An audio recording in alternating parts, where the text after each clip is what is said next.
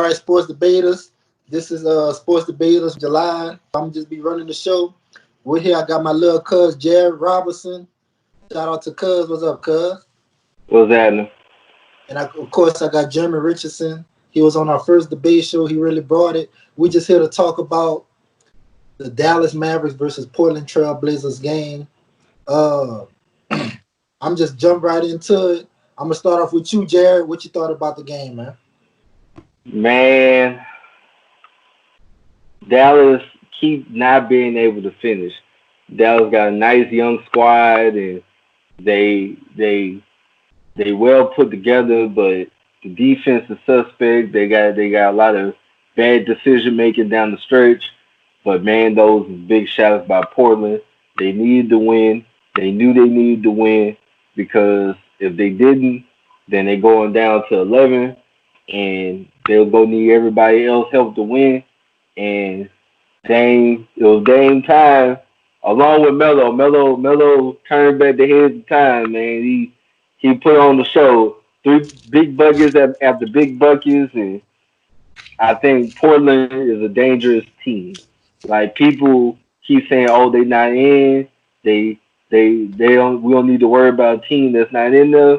They're a dangerous team. Everybody needs to be worried about Portland."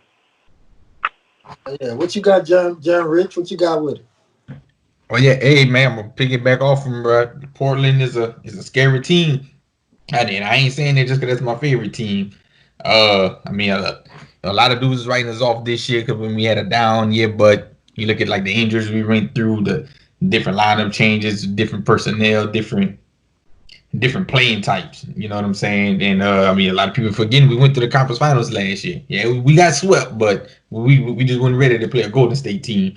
But I mean, it's definitely a scary team with that backcourt. Because I mean, even looking at today, CJ McCollum had a subpar game.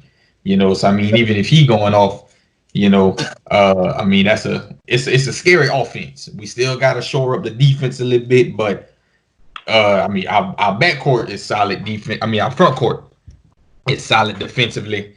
We still got some trouble with backcourt defense, but I mean, depending on what matchup we get, which I mean, it'll be an 8-1 matchup, so we'll go up with LA, and I'll just telling my little cousin this in a group text we got going. I said, man, it's a scary matchup for LA. Now, in all honesty, LA the better team and they should win. It should be about a 5 or 6 game series in my honest opinion. But with Avery Bradley and Rondo being out, CJ and Dame can each go off for 30, 40 on any night. You never know what's gonna happen. I mean, we have the bigs to better at least contain AD and them so they just don't go crazy on us. You know what I mean? I mean, you're not gonna stop Portland from scoring.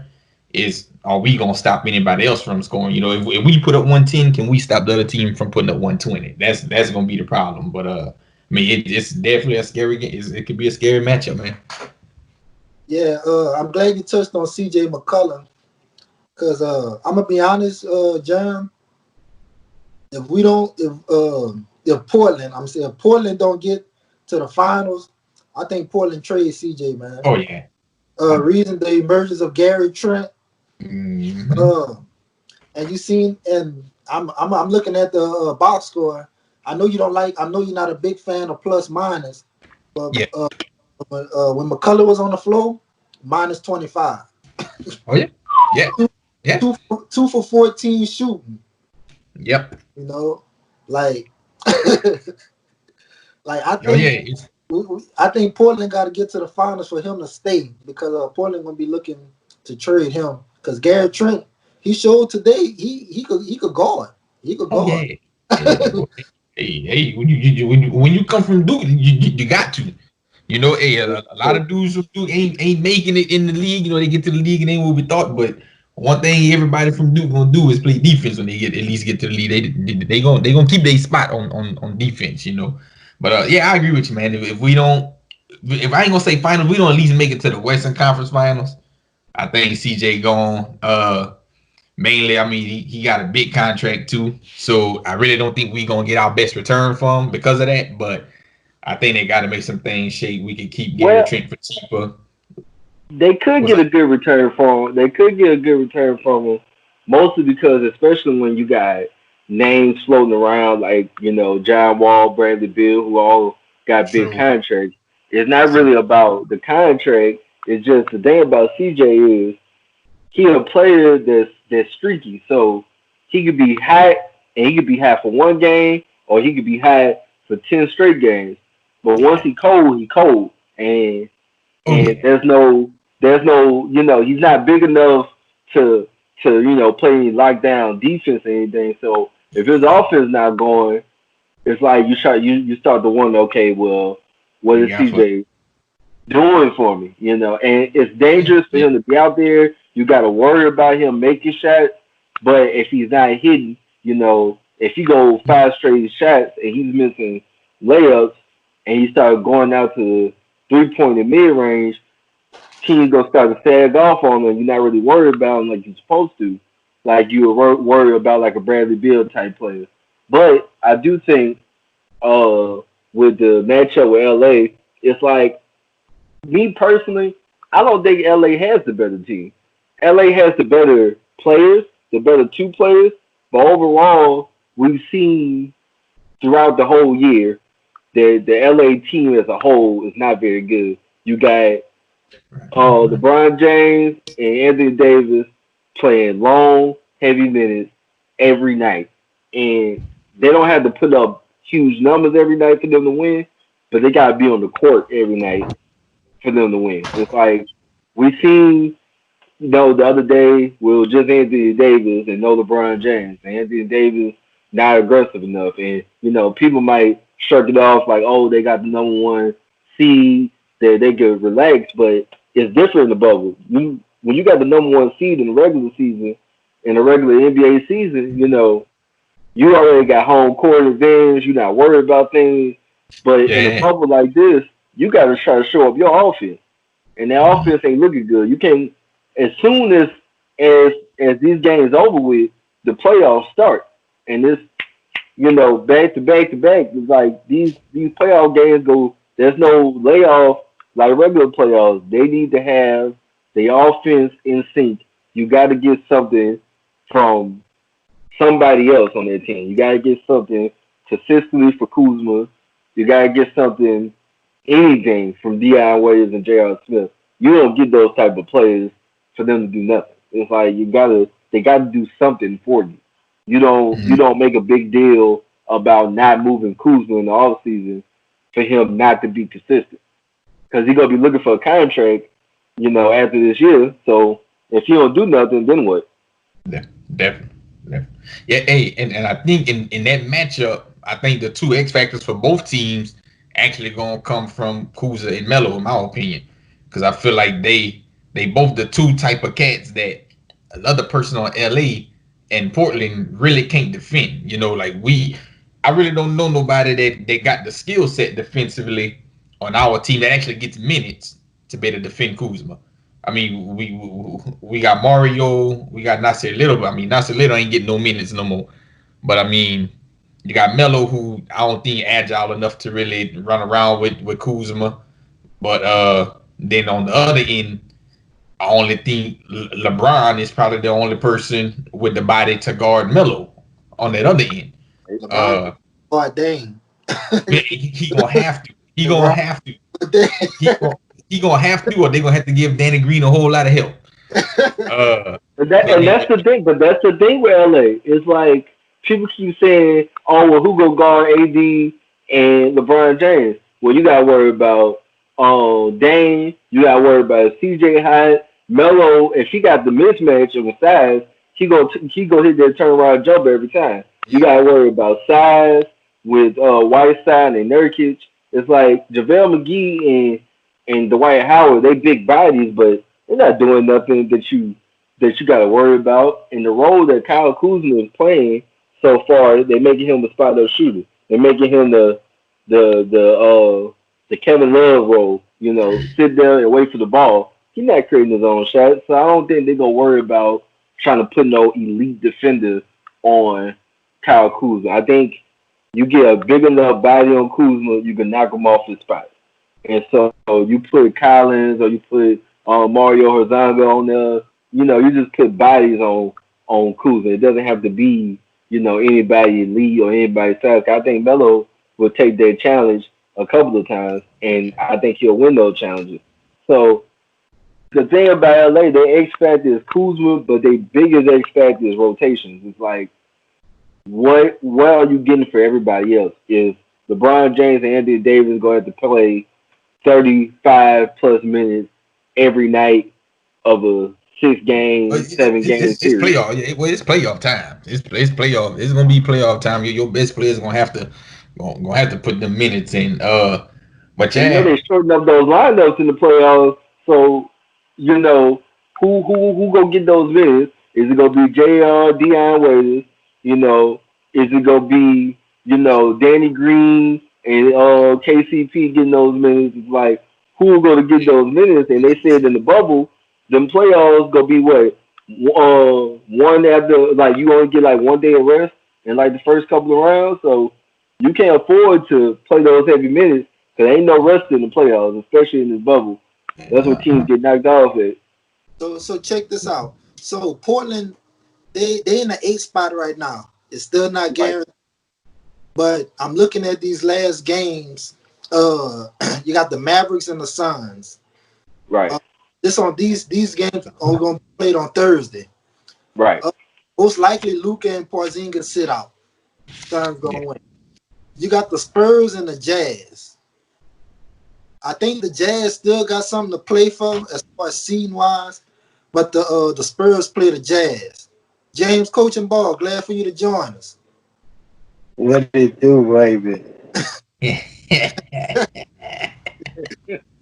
And then you got the Trailblazers and the Nets, the late game. So I mean, assuming all those teams went out, you're gonna have Portland and the Suns playing a playing game. The Suns Right. Portland twice. Do you think that's possible? No, no. Like I understand what Book is doing, and he's putting on a show. He's efficient, and I got to give him all his credit. But I don't see them beating Portland twice. Like Portland, all they got to do is win once, and Portland, like this is their big game. They control their destiny now. They in the eighth spot. It don't matter what anybody else does, as long as they beat Brooklyn, and Brooklyn is a bunch of second and third stringers already, and they might sit out more people just because. It's like so. All they gotta do is beat Brooklyn, and if they beat Brooklyn, they in the eighth spot. Then they control their destiny. Their team got to come and beat them twice. And I understand what Phoenix is doing, but Phoenix they not beat Portland twice. What you Like got? they don't have the bodies. What you think, Coaching Ball? I take Phoenix. Man, stop that. Serious, I take Phoenix. What makes you take Phoenix? Like what's going on with Phoenix? What gives Phoenix the Hey, edge? hey, man, I'm loving how Booker playing right now, man. Like Booker on another level. He on that CJ. He on that Dame Dash from 2 years ago, where you knew he was good, but now he's starting to put his game together and it's really starting to show up on a night to night basis. You know what I'm saying? And now you got Aiton coming into his own. These guys are a problem right now. Like I'm really liking how they gelling. They started out 6-0. I didn't see the scores from today, but they started out 6-0 in the bubble. And you got to think about it. It's a young team, so they used to the AAU atmosphere, being in a little small gym. They feel right at home. When Dame just dropped a 60 piece, huh? You didn't see that just now. Come on. 60 61. burger, The 60 burger. 60 60 burger. Come on. 60 Hey, but burger. what everybody else did, Melo dropped 26. I'm about to Melo. say and Melo was solid. now honestly, are you counting on Melo to be there in the if you relying of a team is Against the relying Suns? on Melo Against to Yeah, I'm the be not just relying to on be CJ that, McCollum to go 2 for 14 again. a against the second Suns. but option. Oh, but I'll hold take on, hold on now. But that's CJ McCullough's MO. CJ is known for them 2 for 14 games, 5 for 25 games, Yeah. but he also dropped 30 on them. Right now, consistent basis, man. Booker gonna give you 28 a night. He good for that. Aiton is gonna give you 18 and 12, 22 and 14. He good for that. You know what I'm saying? They got a few shooters. I'm just liking the way their team's gelling right now. I do I'm talking wonder about this. right now. I do. well, I do wonder this with Phoenix. Like a couple of their games, like tonight they played the third strings for Philadelphia, Mhm. or the other night they played was it OKC that they didn't have all their starters in. There are a couple, and I don't want to discredit what they're doing by playing a bunch of teams, a couple of teams, not a bunch, a couple of teams that didn't play their starters because you still gotta go out there and put up numbers. And like I said, like I was saying earlier, Devin Booker is, I gotta give Devin Booker a lot of credit. I know there's people in the group that's saying, he's just there in the third, but Devin Booker is balling. He is doing his thing. Oh, he gonna make However, Devin Booker is a offensive person. He still got to defend Dame. He still got to defend CJ. And CJ not shooting well, but if CJ hot, like I was saying earlier, he a streaky player. But if CJ hot, he hot. And I like what DeAndre Ayton is doing, but I think players like Nurkic and Whiteside are big enough bodies to knock him off his spot. That if he can't work in the inside, DeAndre Ayton ain't got no jump shot, ain't no mid range, or things like that. So if he can't work in the inside, and those big bodies are getting to him, it's gonna be hard for him to work. And I mean, you got Ricky Rubio as your point guard. It's like they ain't about to cut that up every chance he get. It's like Hey, but I you like talking about Booker playing defense. Hey man, CJ and Dame Dollar ain't no defensive guys now. not at all, Now but with they got the rim covered though. So if hey, they but don't if they can't stay in front of you, they got somebody at the rim. DeAndre Ayton your best bet at the rim, but that's about it. You got two big bodies. You got a couple of big bodies that hey, just can clog up paint. Hawaii, Whiteside, if he not blocking the ball, he not helping. Let's keep it real. There's a reason why Miami shipped his ass out there. If Hey, he's not blocking the basketball, he's not But really he's put playing a great good help number side ratio defense. out. But you're not talking about the he ain't gonna development cover of the Cam perimeter too well. Johnson. I'm telling you, he ain't gonna cover the Cam, perimeter too well. but what is being lost is the development of Cam Johnson and Michael Bridges. Those guys are making strides. Cause, you know what I'm saying? They actually have a young nucleus that I think, and I ain't talking about against the Lakers or the Clippers or anything like that, but we talking about a team that they match up pretty well with. I think play for play, body for body. We know it's gonna be high scoring games. Ain't gonna be much defense played from either team because Melo ain't guarding nobody. Let's keep that a fact. You know what hold I'm on, saying? hold on. Hold up now, hold up, So whoa. you trying to tell me Melo gonna play defense? That's what you I'm telling me now. hey. You He telling me didn't Melo play gonna come out there and defensive play bubble. defense? Man. So Melo a D plus C minus at best, but he's committed. Like this ain't So the Houston committed to Playing what? defense now. What Melo. is he committed to? Ain't He playing defense now. Man, they gave up 134 points the last 3 games. did you see What how If are he we we go, talking if we about? go, if we go say Melo's not playing defense, but then talk about the strides that James Harden's making as a defender, Wait, hold up. nah, Wait, which strides are we talking Hey, about? I, He's I can't he's tolerate finally the getting hard a defensive defensive stance either. position.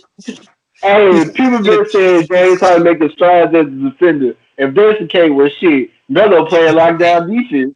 hey, I'm gonna go. Hey, I'm gonna man. go on record and say right now, James Harden was never a bad defender. In my opinion, Huh? I will. I'll go on record by saying, he was never a No, no, bad. no, no. hey, He had James some. Harden always Hey, had the body to be a good defender. He just never gave any effort. he often had mishaps on like hustle plays. I say that he never gave the extra effort on hustle plays, but just one on one, I gotta defend my man. Hey, he was never a bad defender. Harden was never Coach, somebody that you can But expose on defense. even with Coach, his you coach strides that they talk basketball. about in the media, even in his strides that they talk about in the media, they saying that he's a solid help defender. But please don't have him do 1-on-1 because he's still gonna get beat. Don't Hey, put him out on coach, the perimeter. coach, you a basketball coach. What you tell your kids about defense? It's all effort, right?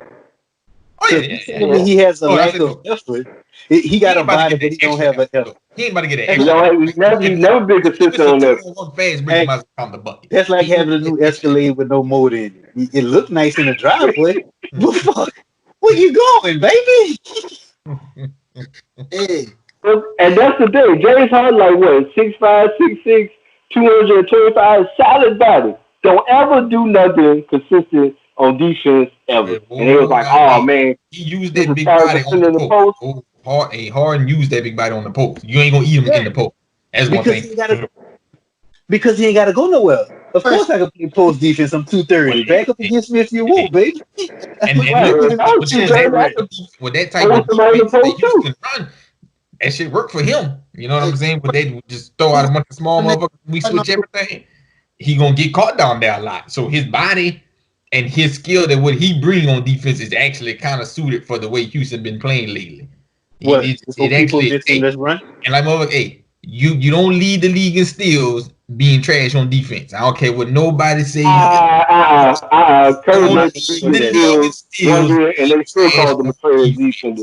defense. No, Curry led the league in steals one year, and they still He was called him not, a trash and defender. he was not trash on defense, bro. It got multiple aspects of defense. That's what a lot of people don't realize. It's multiple aspects of defense. It's multiple aspects. Off ball defense is still defense. I don't like when people say, "Oh, he can't guard the ball. He can't guard the ball. He just play off ball."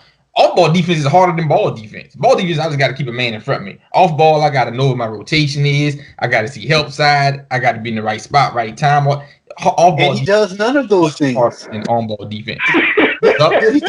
He does none of those things. Who that? What are we talking about? Harden?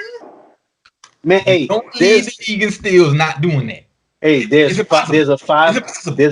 there's a 5-minute YouTube video of showing all of James Harden's lapses on defense in the last 2 years.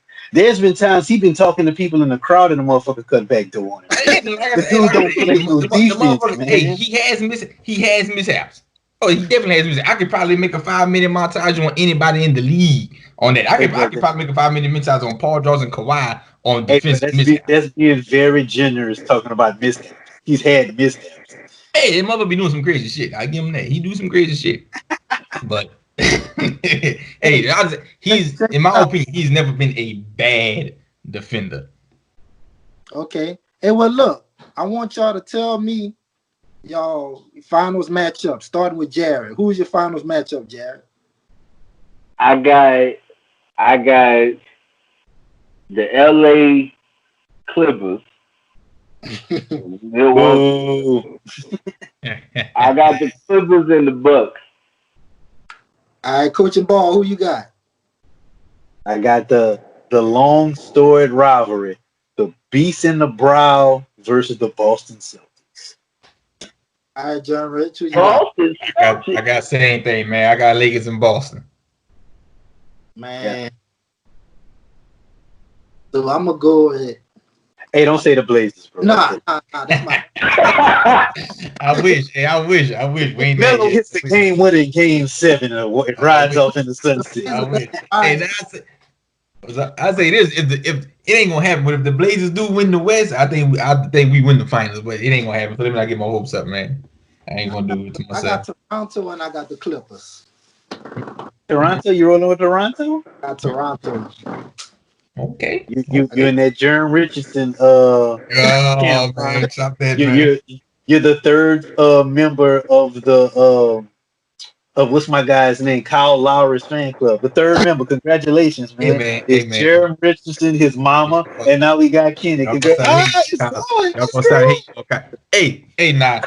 Let's say his prediction come true and Toronto make it to them finals. And let's say Toronto win. Let's say Toronto win. Okay. You gotta give my dog Kyle Lowry his props, bro. Or will you give it to Pascal Siakam? Man, come on, man.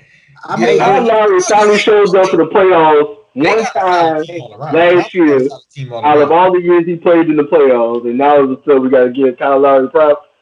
Him and DeMar DeRozan. He should have got his props. Listen, I'll give Kyle Lowry his props because I had him as my third team guard on the All NBA team. I had him as a third team guard. I gave him his love. He still ain't shit. Don't get me twisted. He still ain't shit. Hey, but is he like a third team by default? By default. Hey, but check this out. Last topic. So I made a post about this the other day. If Toronto were to win the championship, does that take away a little bit, just a little bit, from Kawhi? Hey, bro, can I go first if y'all don't mind? You got I'm gonna just say my answer. My answer is yes. I'm gonna let y'all go. I'm gonna let y'all talk about it. I'm in agreement. Don't get me wrong. I think Kawhi Leonard is a top 5 NBA player, but he wasn't the best player when the Spurs won the finals. He wasn't the best player then. Uh, we act like Toronto hadn't been chipping at the Eastern Conference Finals for the last 2 3 years with DeMar Rosen and Kyle Lowry. He just came in. He made he fit the mold. He got him over that hump, and they beat a decimated Golden State Warriors team. No one on this podcast believes that if the Golden State Warriors was healthy, that Toronto had even a chance here. You know what I'm saying? Not to take nothing away from Kawhi, but I just don't see him as this all-time great. He's won 3 championships and he has a possibility of winning 3 championships with 3 different teams. Like that's cool, but he was only the man for one of them, and they beat up on the Little Sisters of the Poor when KD tore his Achilles and Clay tore his ACL. I mean, fuck everybody on this call. We could have beat the Golden State Warriors with those injuries. So I think it will diminish just a little bit because if you leave and we do the exact same thing you did when we had you, how important were you? Like, why? What we really need to do is start giving Nick Nurse the credit that he deserves. He has now become the best coach in the NBA. It is what it is. All right, what you got, Jared? I don't think it takes much away from Kawhi Leonard. Mostly because they didn't really ship out a lot when they got Kawhi Leonard. Like they shipped out DeMar DeRozan and Jakob Poeltl, you know. But it's like they didn't ship out a lot out like as far as that. They didn't ship out a lot. They didn't get rid of a bunch of bench players and stuff like that. It's like the year before Kawhi Leonard got there, you still had Kyle Lowry, Serge Ibaka.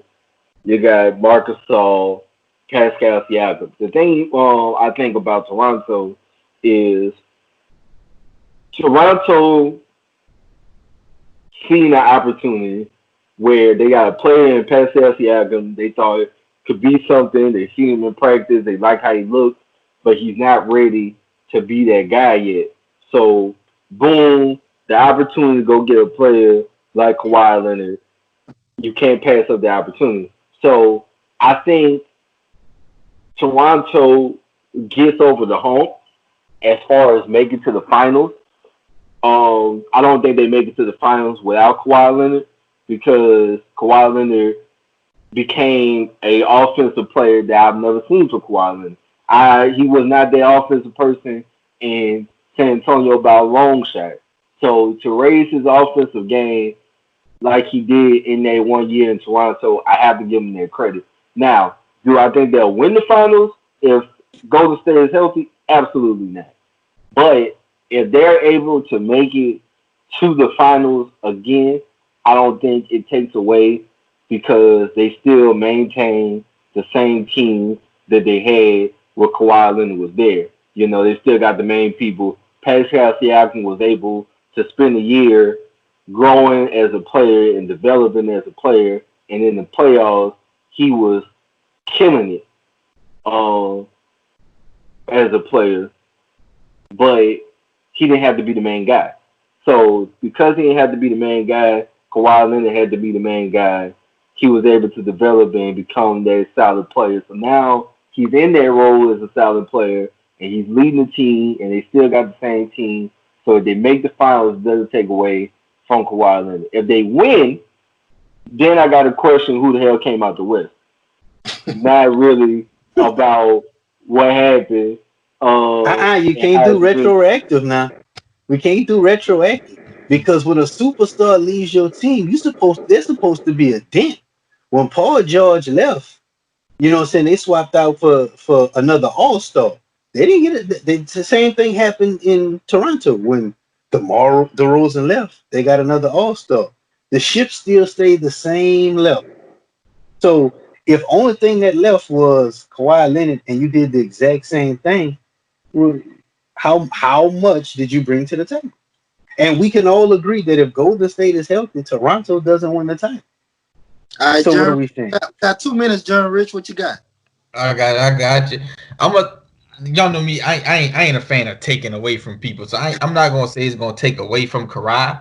I'm gonna say people just finally need to start giving Toronto the props that they should have been got. The only thing that been keeping them out the finals was LeBron. You know what I'm saying? Like if you want to keep it 100, it just been LeBron. LeBron was over that. They couldn't get past him. LeBron left. They had the up and coming teams of Milwaukee and Philly, but they weren't established. Whereas Toronto had been through some fires already. Plus you had Kawhi that came over with finals experience and been coached by Pop. So I mean, he probably brought something to Toronto that they was missing, and he left, but they still kept it with him. You got a solid vet who leading the team in Lowry. You got the young star in Siakam. You got the hungry dude in Van Vliet. You got, in my opinion, who is the best in-game coach as far as strategizing for a particular matchup in Nick Nurse.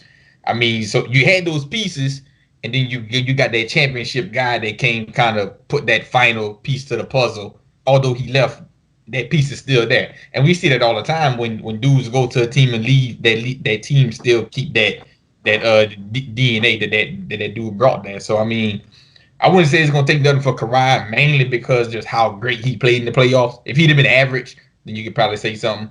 But I mean, he definitely went off in the playoffs. Like he I ain't gonna say he carried the team because everybody played good, but them motherfuckers on another level. He was on another level. He goes to LA, still doing the same thing. You know what I'm saying? Even with how deep that team is, it's still clear that nobody on that team is as good as him. I mean, he playing with another an All NBA caliber player, MVP candidate in Paul George, and it's clear that Paul George ain't Kawhi Leonard. You know what I'm saying? That's the damn truth. Yeah. I mean, it's clear he ain't Kawhi. Kawhi is that's a different dude, man. That's a different We dude. all P, man. We getting ready. Yeah. I just want to thank y'all. I know this was last minute put together, but I'm gonna have all three of y'all back on my first playoff debate show. After a couple of playoff games get played, I'm gonna bring all three of y'all back so we could really get into it. But thanks for joining, Coaching Ball. Last minute thing. Little cuz Jared, Good. get back. Lakers and Blazers. We gotta get on that. Jared Rich, I think me, you, and somebody else, the only Blazer fans in the group, but it's all good. God bless. Hey, 60 burger. Drop the 60 burger, man. I was going crazy, bro. All right, y'all. But yeah, I'm gonna holler at y'all in the sports debaters group, man. Nice chatting with y'all. Yes, All sir. right, man. All right.